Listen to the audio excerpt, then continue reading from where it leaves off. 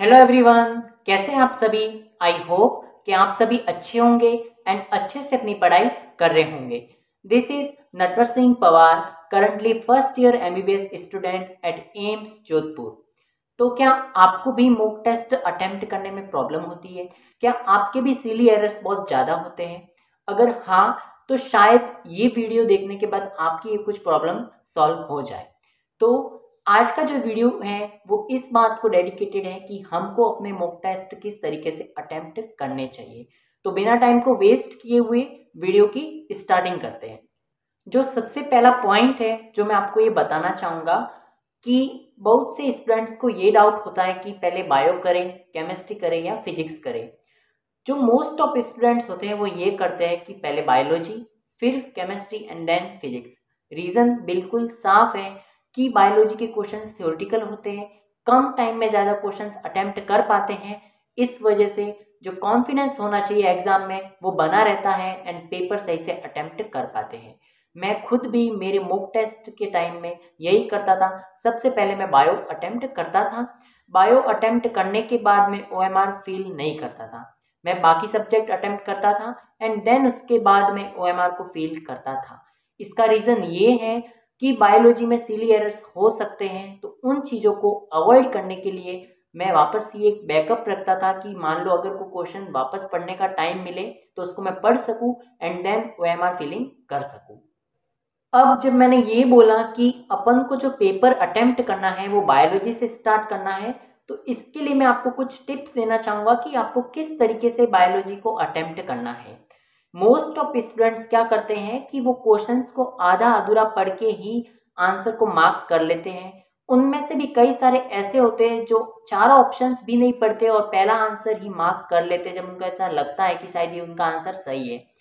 आपको ऐसी गलती नहीं करनी है, इससे नेगेटिव मार्किंग बहुत ज़्यादा होती है। आपको करना ये है कि जब आप बायोलॉजी के क्वेश्चंस को अटेम्प्ट कर रहे हैं तो क्वेश्चन को पेन से मार्क करते हुए चले, उसमें जो कीवर्ड्स है उनको मार्क करें और पूरे क्वेश्चंस को पहले पढ़े।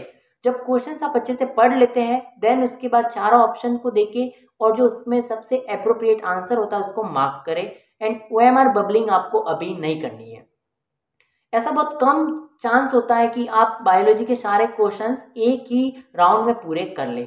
अगर आपको कोई क्वेश्चन नहीं आ रहा है तो उसके लिए पैनिक नहीं होना है, उस पर ज़्यादा टाइम वेस्ट नहीं करना है। आप उस क्वेश्चन को मार्क करें, एक राउंड बना दें एंड नेक्स्ट क्वेश्चन को प्रोसीड करें जिससे आपका टाइम सेव हो। Now I would like to thank Unacademy for sponsoring this video. There is 6 month extension on subscription of 1 year and above, so you can enroll in it. Use the code NUTWORK10 for 10% off. Next, there is an Unacademy Lite subscription also. In this, you will get mock test series, question bank and analysis of each and every question with video solution. You can also enroll in 3 month subscription and for 33% discount use my code NUTWORK10.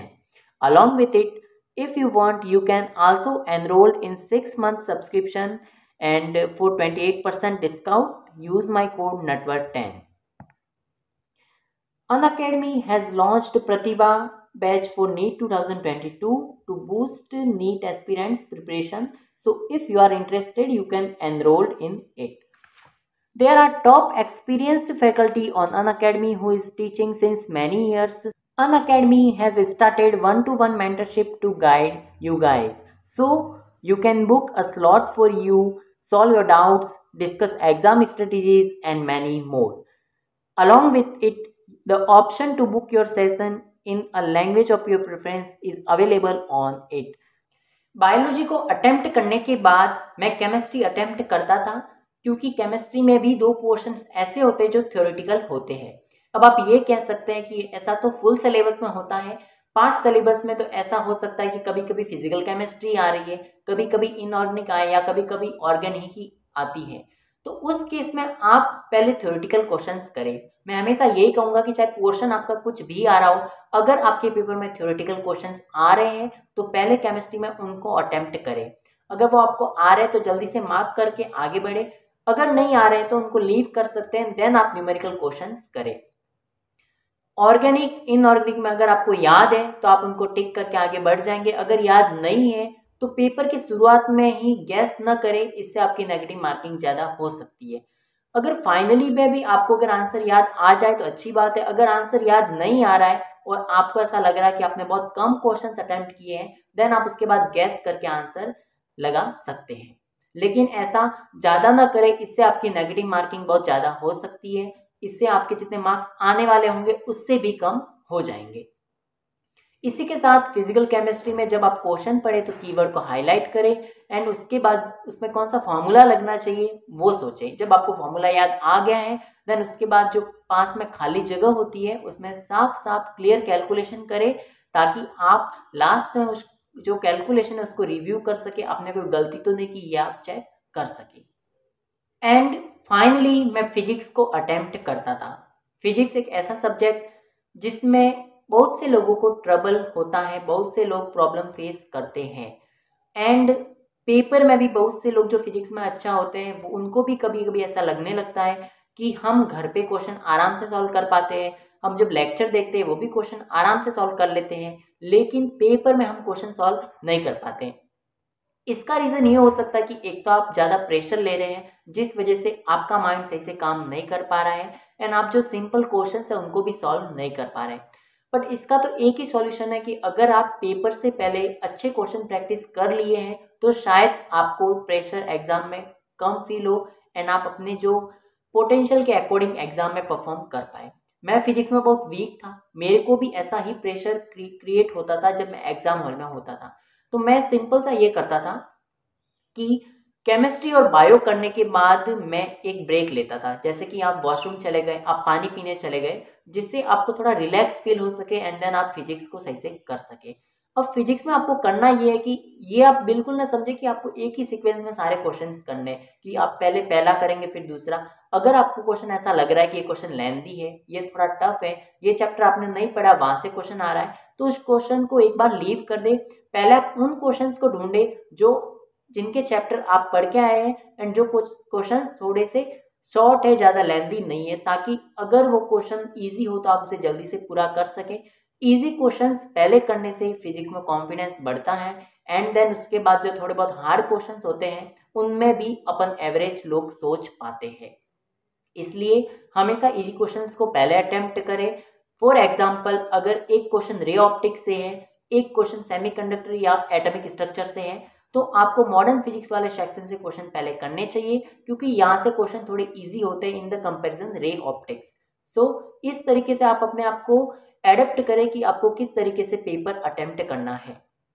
Paper में ज़्यादा stress नहीं लेना है, जो question आपसे बन रहे हैं उनको करें और जो नहीं बन रहे हैं उनको एक बार के लिए लीव कर दें। ये तो थी नॉर्मल बातें कि किस तरीके से आपको पेपर अटेम्प्ट करना है। अब कुछ मैं आपको जनरल बातें बताना चाहूँगा जो मेरे एक्सपीरियंस से मैंने गेन की है। उसमें जो सबसे पहली बात है वो जो आपको नहीं करनी है वो ये है कि बहुत से स्टूडेंट्स ऐसे होते हैं जो मेरे साथ कोचिंग्स में पढ़ते थे। होता ये था कि एग्जाम से एक दिन पहले बहुत प्रेशर में आ रहे हैं, वो मतलब ऐसा है कि वो बुक्स उस दिन पढ़े जा रहे हैं सब कुछ, और एग्जाम के दिन भी स्कूल जो सेंटर आया है वहाँ पे मतलब बाहर बुक लेके पढ़ने बैठ गए। इसको नहीं करना चाहिए। इसका रीज़न ये है कि एग्ज़ाम से जस्ट एक दिन पहले या कुछ टाइम पहले अपना माइंड बहुत एक्टिव होता है। आप जो जो पढ़ेंगे वो चीज़ें तो आपको जल्दी से याद हो जाएगी, लेकिन जो बाकी चीज़ें जो आपने हफ्ते भर से पढ़ी है वो सभी धुंधली होने लगती है। इस चीज़ को अवॉइड करें।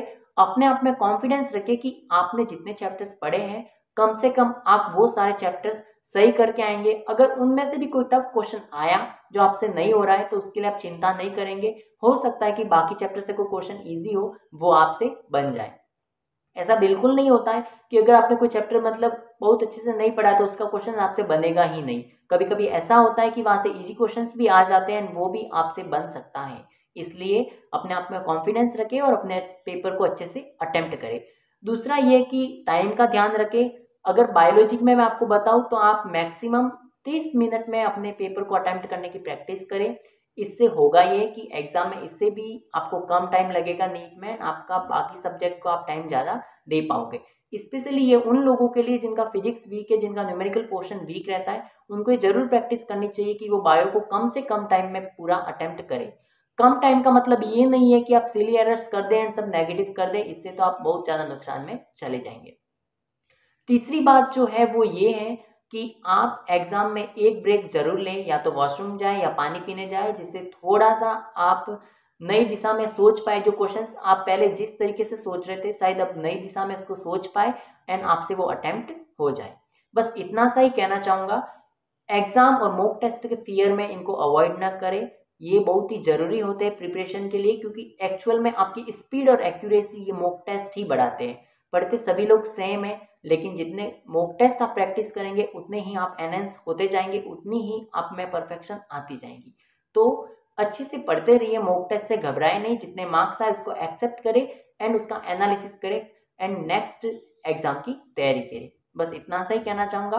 Thank you so much. अगर आपको ये वीडियो अच्छा लगा हो तो लाइक करें एंड अपने फ्रेंड्स को शेयर करें।